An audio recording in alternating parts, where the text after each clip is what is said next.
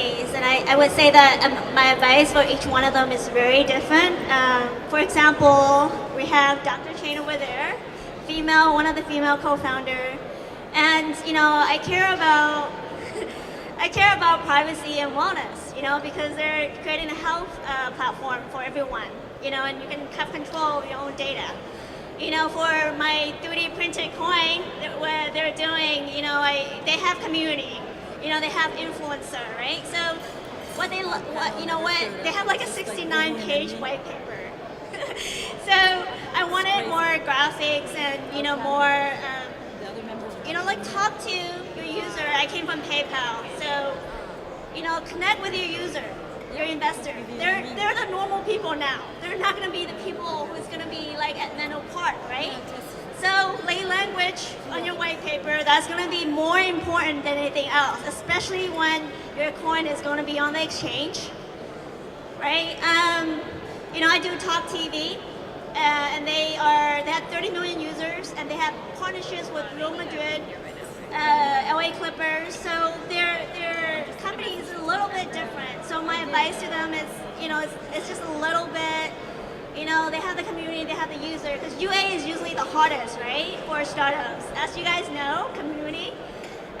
So it's really, for them, it's really establishing the community, making sure that people know about them. So I would tailor, your token company and see advice based on your situation, so it's not general. Well, I would tell them, based off of my own personal experiences, is the biggest thing that I had to develop in this space is courage. Because I have the intellect, I have the knowledge, I have the experience, I have the time, I have all of that. But you have to be willing to put yourself in the forefront. You have to be willing to step in front and out there and put yourself out there and go places that you wouldn't normally go, talk to people that you wouldn't normally talk to, and be something that you probably wouldn't normally be. I spent a lot of time, I spent almost 20 years behind the computer. I'm a geek. I'm a real certified geek. This is not my, this is not my daily thing. Being in the lights, being on a stage, talking on a mic, this is not me. But this is what I have to do. And this is what I have to dig in to get the courage to do. So that's what I would say. Make sure you have your courage. Make sure you're willing to put yourself out there, because otherwise you're just going to fall in the mix of everybody else. Yes, I agree so much on that one. So my advising will be, please enjoy to be the woman. It's really, really cool to be the woman, and to be proud of ourselves, to be confident, and to be, let's say, what is that? Okay, take care of yourself. This is so important. Sleep well, go to the gym, eat well. If you like to drink, grab a drink to have relaxed time. Like doing a startup, doing the investing. End of the day is really competing about the health. If you don't have the health, you don't have anything. So take care of yourself and to be confident. Never give up and dress nice if you want to. I wanted to add one thing. There will be people out there, because you're a woman, they will tell you that you don't know A or B or C. They will tell you that you're not good enough. Or they will tell you that you don't know tech. Or you don't know how to read a financial statement. Or you don't know the law, or your intuition is not right. What they said reflects on them and not on you. And remember that and separate yourself from that, because that will take you far. Okay, let me add one more. Really important. Don't compete with men. Work with them. Get the support from those guys. Very well said. My own advice is too many females, I guess whether they play into the role or men put them in that role, especially in the blockchain, they're probably seen more as marketing asset, which I feel is unfortunate because everyone has so much intelligence, they have so much beauty, and they may dress good, but it doesn't necessarily mean they're just for window dressing. So I encourage those, women here, whether you want to be a founder or an investor, there's so much opportunities. I mean, if you want to be a founder, you can always like be mentored or be, you know, a analyst or help out, you know, venture capitalist friends and learn. Or, you know, for those who then want to be a founder, through this way, you get to really learn what goes on being on both sides. So as a founder myself, who then turned into investor, I felt that was super valuable. Because I mean, my next question to the panel is, if you were an investor, you know, what would you like them to do for you specifically, which lends broader to what an investor can do for the, you know, audience here. Because I think people, you know, hear about investing and they think it's all just about capital injection, but it's actually more. And there was only one thing that you can tell them that you need help with, what do you think is most priority in that list? And on this note, you know, I really do encourage those in the audience, like there's so much you could do. You know, please definitely learn the trade secrets so that you're not just seen as window dressing. And although you guys are smart and beautiful and dress well, you just got to make sure they respect you for who you are.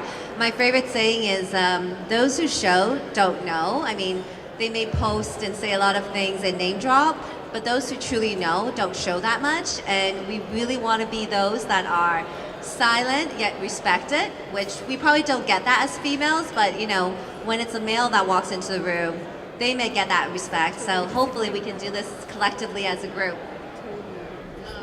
Okay, I really think a successful blockchain projects needs 3 components. The first component is funding, money. If I'm investing, give the money and just don't ask too much questions. This is the first one. If I believe in the team and believe in the direction, I believe in the team. I think that's the most important part. Second one is funding technology. So if I can support them with the technology, I definitely can. But however, maybe that's the technology I didn't know. I can doing the introductions to people who know that. The third one, which is really I'm good at, is community. So funding, technology, and community. So if I can contribute funding, give them money, I can contribute marketing, which is community, to tell them how to build a great community, how to maintain the community, how to have that going all the time, everywhere, globally. That's what I'm good at. I do the suggestions. Other than that, if they don't need me, I just disappear. I guess my advice on the realm of investing, that's within a company, from what I understand, and to be an investor, sometimes you don't even have to have money. It's just connections.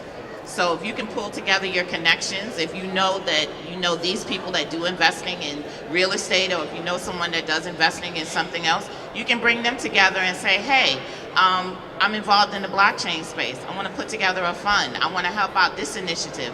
I'm really interested and passionate in this initiative. And you can actually pull those funds together and you can become an investor. So, you know, you don't necessarily have to, you know, be a millionaire, so to speak. You could just be very resourceful. So that may be something that you can look into if you want to get in that space. So I love technology, and being in blockchain since 2015, I would invest in a lot of payments and infrastructure projects because I just understand it. I know the payment structure. I know how money circulates. I also like AI since I've been involved in a lot of the AI projects. And I, you know, can interview an AI engineer and know if they're BSing or not. So I think, and then the other thing is really judgment and the team. How hard are they working? You know, are they, like, if I wanted to call them at 11 p.m. at night or 2 a.m. at night, would they pick up the phone? You know, and that's the reality of a founder. You work 7 days a week, and you know, and how are they with building community? I think we're in a really new ecosystem where community is really important. Yeah, you can airdrop and have like 100,000 followers on Telegram, but are they quality? You know, are they the people who believe in the project and know what, you know, the group and the team is doing? So those would be the 3 qualities or characteristics that I would be looking for. I personally would be looking at team, and credibility. And I would always go for a company with a track record and people who actually have the skill set to execute things, not just the brilliant idea behind it. You need to know people. You need to know how good they are at doing things. You need to know if they had a company before that. And you want to go for the people who are going to be in the space long term and that they're actually going to make changes. They have a really impactful idea that's going to change people, that's going to change ecosystems, that's going to change generation. That's the best part of it.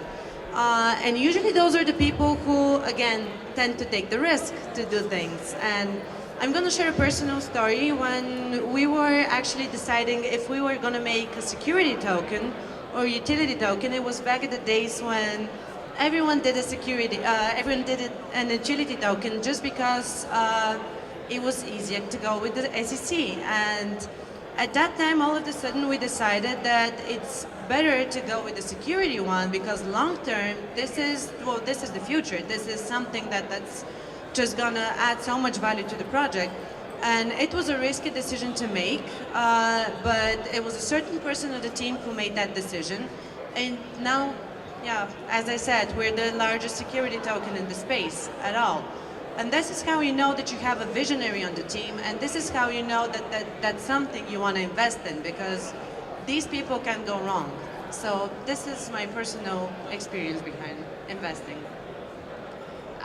For me, in terms of the founder, I am a really open, genuine person, and I need that person to be the same, and I think that really shines through, and I need to see that passion. They are just going to dream about this and not sleep until this thing is executed and to a really high potential. In terms of this industry, there is so much noise. There is a whole lot of, mind my language, shit out there. I would be really, really diligent, and to your point, credibility is a huge thing.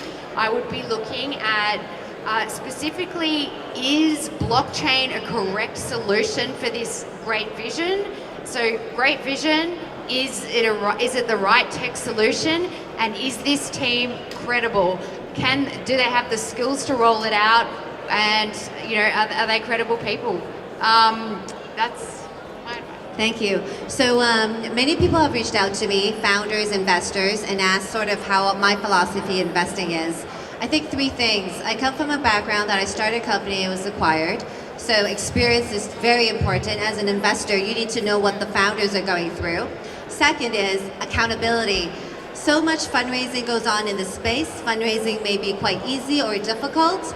However, it's accountability and governance that you need to bring to these founders, to these teams, to help them in the long term. That's critically important. And I see a lot of the traditional venture capitalists or investors that have had experience who've helped build real companies can guide awesome founders like you guys here on stage and out there. And third, I think governance is important. So much funding has been, raised in this area. Teams have raised funding. However, do they know, sort of what responsibility, how they're going to use those money, or how they should move forward? How should they incentivize the team? All that comes from people with experience. So when you look for investors, advisors, please do try your best to find those. And if you can't, work with the friend or the person that you can, and then, keep looking, keep asking, never be afraid to ask for help. The blockchain community has been amazing. It's been a global friendship of different, parties around the world who's come together. And that's one reason why I find myself investing more and more in this area. And with that note, definitely wanting to find more female founders to help champion this space and form alliances together. And let's, really do something incredibly impactful here. Thank you. Thank you, everyone.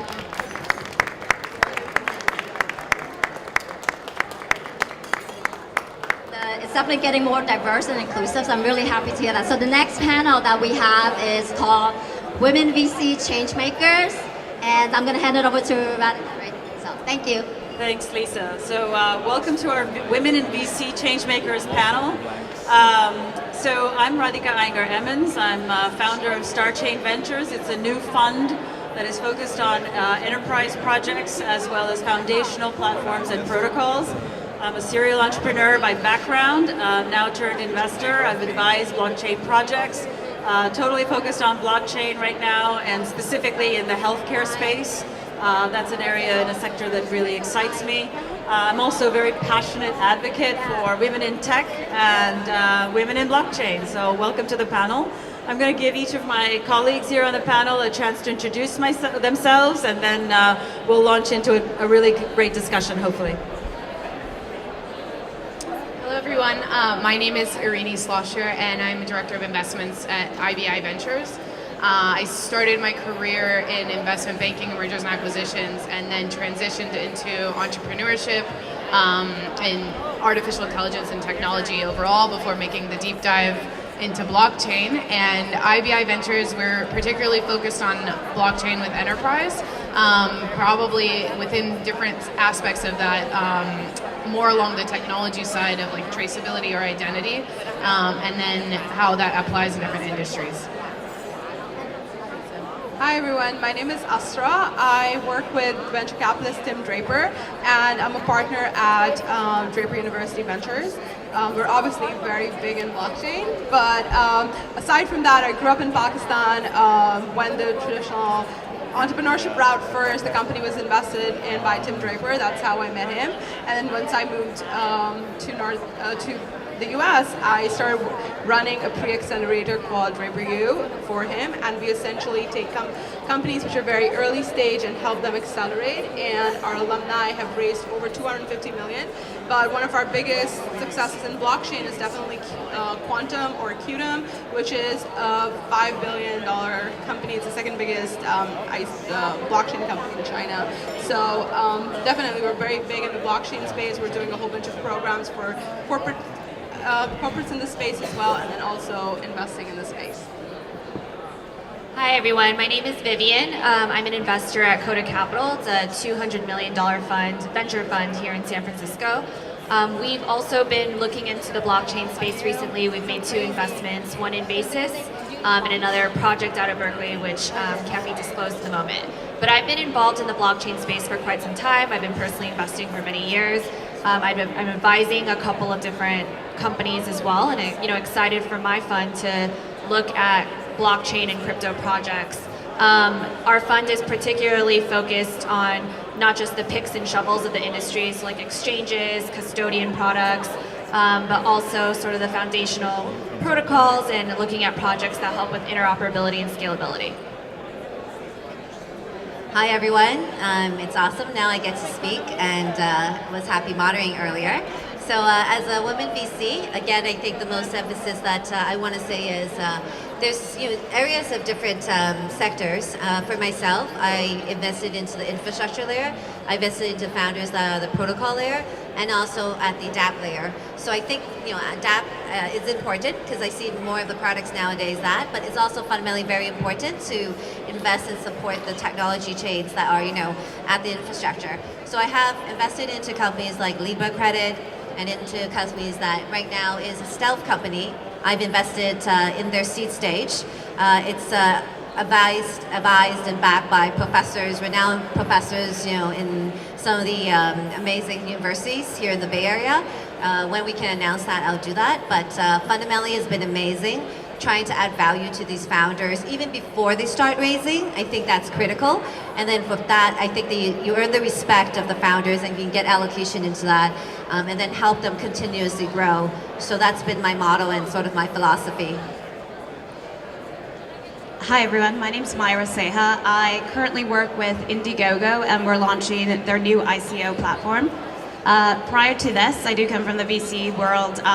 I launched Princeton University's first seed fund directly for them, took that from 0 to 26 investments in 18 months, of which I'm proud to say about 33% of them were female founders, which I think just goes to show that if you do have a seat at the table, things do change. I have been involved in blockchain, made several investments, including Blockstack and Basis. Thank you very much, ladies. So, I think just by looking at this panel, you get a really great sense that number one, we have some really powerhouses, women VCs that are real powerhouses in blockchain. And then what's really interesting from just listening to everybody is that there seems to be a real leaning towards enterprise. We'll be discussing about that in a few moments. I guess teeing off of the great energy off of the previous panel tests, I want to draw our attention a little bit towards the diversity, discussion in VCs. So as we know, as far as female founders in not necessarily blockchain, but tech at large, only about 15% of female founders are getting funded, which is pretty dismal when you think about a statistic. Now, what's even worse in the VC landscape, we've got 9% of VCs who are women. So there's a huge gap. There's a huge, bridge that we have to cross. And I think that if we all work together, hopefully we can dramatically change these numbers. So I want to direct that panel question to all of you, saying, what are you seeing and what are you doing personally to change that dismal number, if you will? What are you doing with female founders? What are you doing with other VCs that you meet? What kinds of conversations are you having to change that? So coming originally from more of an entrepreneurial background and also having worked in investment banking, I think one of the most shocking experiences moving into being an entrepreneur as a female was the fact that the conversations were often framed in a way that was very different from male colleagues that I saw next to me. And it really didn't matter a lot of times whether it was a female VC or a male VC. I think that the questions generally were much more subconsciously driven towards preventative. And I think that looking really deeply at what the core of the issue was is that the women were actually driving, the female entrepreneurs themselves are actually driving their responses in a way that they're much more risk averse, which in the end it turns out being more profitable and more stable of a business, but it makes the VC think, oh, they actually aren't that sure that the market is that is large or even worth the investment. And so I think helping female entrepreneurs really frame their responses and also their questions to the VCs as a positive approach to how we can grow this business and how big the market is. What are the benefits of launching this product and why does it even make sense versus how am I going to ensure that I'm not going to lose your money? And I think reframing that conversation is extremely important and will definitely help drive women be able to effectively fundraise, whether it's a male VC or a female VC. No, I think that's a great point, just like rephrasing things, and that's so important. So growing up in Pakistan, I'm not somebody who's not used to biases or like patriarchal structures, so I'm like very comfortable in a room full of men trying to prove a point. But I think one of the biggest hurdles that we have as women is we're so scared of taking that risk. So every time, like even when we were like, so our fund, Tim Draper is an LP, but when we were talking to other people, they're like, oh, so how do I know that you're not going to lose this money? And I'm like, I don't, and that's why you're going to be an LP. And that's the risk that you're taking. You're going to lose a lot of this money, but then the returns would be like 100, 2000x. So a lot of times it's just like explaining to them that problem better is that helps. And then also just building a network or support system. So as somebody who's very new, I've only been in the Valley for 3 years. I feel like in the beginning I was very lost, and everybody that I gravitated more towards was I tried to find female groups to connect with, but I didn't find any. So I think the conversation has really changed in the last year and a half, where we now have more support around that. So I think that's also really great. And then in terms of what Draper is doing, is we have we're doing a beauty tech program essentially, where there's a lot of great companies in that field, and there's a lot that's happening on the section of AI and beauty and tech in general. And as like some of the biggest consumers so there's like a lot that's there that doesn't get tapped. So we're looking into that. We're also reaching out to women in med tech so we're doing a moms program. So for women who've been at home, we're helping them kind of taking over the more educational side of it. So how do you start a company? How do you work on that? So that's where Draper is very involved, and those are some of the things we're doing. We also have a fund entirely focused on women, and that only invests in female founders. So there's definitely a whole bunch that's going on. I think it's great, and it's going to definitely change both the returns for VCs, and that's going to drive the conversation even further. So yeah, those were excellent points. I think that, in venture, we're definitely seeing the conversation change a little more. It's an issue that everyone's talking about now, particularly with the Me Too movement. And so I'm seeing a lot of positive changes happen in the venture side of things. There are a ton of female-focused funds popping up, like Female Founders Fund, BBG, Halogen, so a ton of different funds, as well as we notice more of a hiring emphasis as well. And so I'm glad that the conversation is there. I'm glad that people are noticing these changes and making moves. I think that the same thing needs to happen within blockchain. So, there's been positive conversation on the venture front. I would love to see that conversation shift more to the blockchain industry as well. So for me, I think there's three important things that I spend time on, especially for the woman movement and encouraging them into, the blockchain space or even into being a founder. One is, incubate them from the start, because they're either, not confident in moving forward, or they don't know how to. So I incubate. Second, I've been sharing with a lot of my amazing venture capitalists, investor friends to go out there and speak and be part of these great conferences. Make sure you dial up that noise, because they're so diligent in helping on the back end. I think men are great at marketing. They deserve what they do, but females sometimes are shy to speak up. So I've been like, please, go out there, share what you have in your mind, share the great stuff that you have, build a little bit about your brand. And on that note, I've been very honored to help a lot of my friends actually also transition out of their funds to start their own funds and have their own initiative, their own thesis of how to invest, where they could actually decide to invest in only female founders, or female and other founders that they find are pretty amazing. So from helping even VC's capital raise, or introducing some great deals that many friends have asked to be involved with, I've been happy to do that. And third, forming alliances has been critical. Putting together events, roundtable discussions, workshops that we can bring people together to have a more small and intimate setting, to have those very safe discussions. So I think all three are important. Great. So for me, it's about a couple of things. The first one is definitely showing up. It's a phenomenal stage to share with all of you, but I think it's so crucial, and sort of leading off of your point, right, is that not only is it great to have a whole panel of women here and women VCs, but women should be on every panel. And when you don't see that, you should say something. I literally email like conference organizers, and I tell them, hey, your panel looks a little bit odd. Why don't you include a woman who can speak on this subject? They're experts. Here's 5 email addresses. That really doesn't give them an excuse anymore, right? So I think just send, you guys can have my email. Everybody on the panel is available to speak, right? So next time you see a panel that doesn't reflect society, just email them. So that's one thing that I encourage everybody to do. The second piece of it, and part of the reasons that I did join Indiegogo, is this idea of accessibility to both capital and investing. Both as a female, I need to be investing, and actually Bitcoin and blockchain gives you a unique opportunity to invest in smaller numbers. So that's one thing, is that I think the world is changing, but women and everybody here needs to be more proactive about their personal investments. The second piece is in terms of accessing capital, right? So equity crowdfunding and ICOs are pretty much the same thing, right? You're funding from the crowd, and women are uniquely positioned because they are really good at building communities. So through all of these efforts, I think these are just new channels for capital as opposed to going to the same traditional route.